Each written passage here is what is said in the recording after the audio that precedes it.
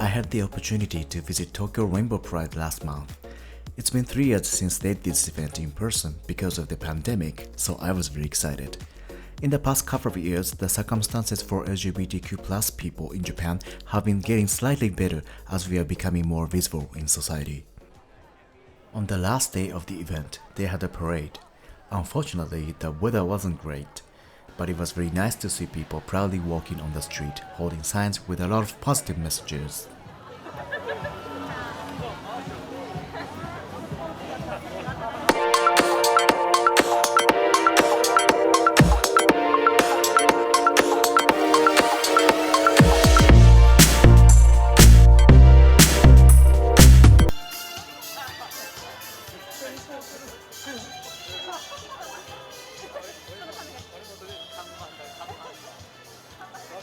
Been here since 2008, Right. so I've almost known more about gay culture here than I have in my own country. Yeah, okay. I would say when I first got here, it was way harder, not harder being gay, but it was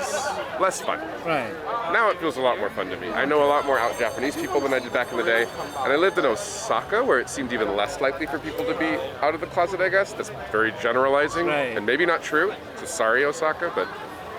once I moved here, things got a lot gayer and a lot more open for me, I guess. 3年ぶりにオフラインで開催できてすごくやっぱ楽しいですし、実際にこの場に足を運ぶだけでもこれだけ多くの当事者の人とか仲間がたくさんいるんだなと思うだけで自分の心の拠り所じゃないかなと思っています。本当にこれから大変な時期とかね続くとは思うんですけれども、どんどん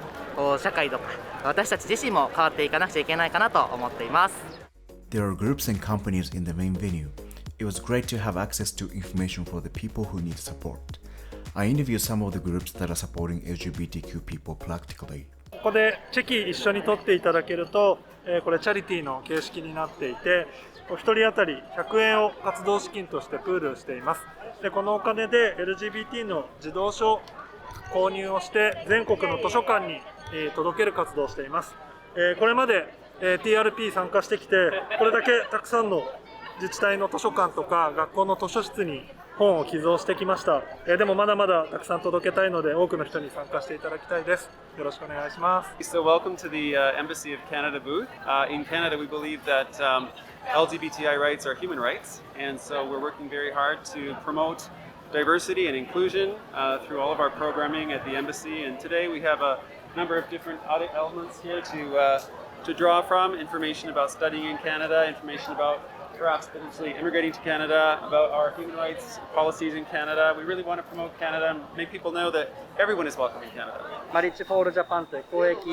社団法人の理事をしております松中ゴンと申します。今日はですね、僕はこの横のプライドハウス東京というところのブースとここのマリッジフォールジャパンというところのブース両方とも担当しております。今日はですね、マリフォー国会第4回目ということで、この前に衆議院議員会館の第一でちょうど国会議員の方々になんで同性婚が必要かっていうメッセージを届けるイベントをしてきて、そのままここに到着したところです。プライドハウス東京は LGBTQ+ の総合センターを去年の一昨年か10月11日にオープンをしたそんな場所ですね。どなたでもお越しいただけますのでよろしくお願いします。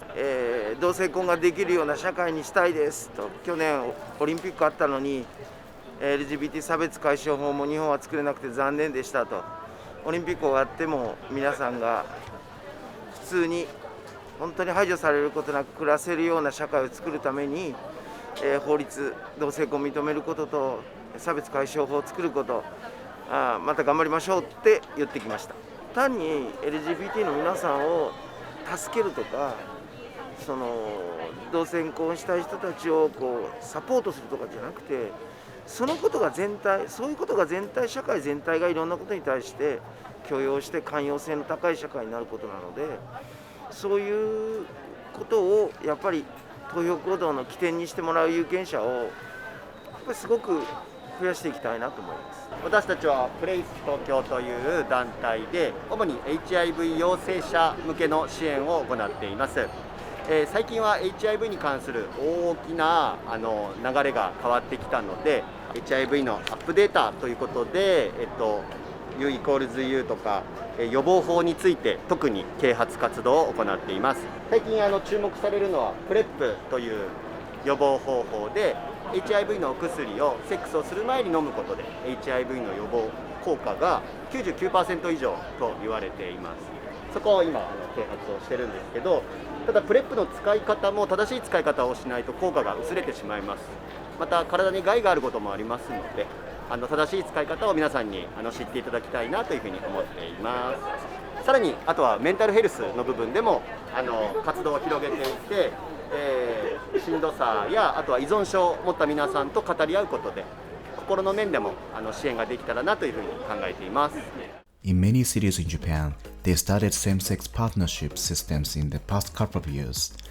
Now it feels like a lot more people are open to accepting LGBTQ+ people. However, the speed of those changes is still quite slow compared to Western countries and countries like our neighbor Taiwan. I truly hope that Japan will legally prohibit people from discriminating against LGBTQ+ people and legalize same-sex marriage sometime in the near future. That's it. Thanks for watching. See you soon in the next video. Bye.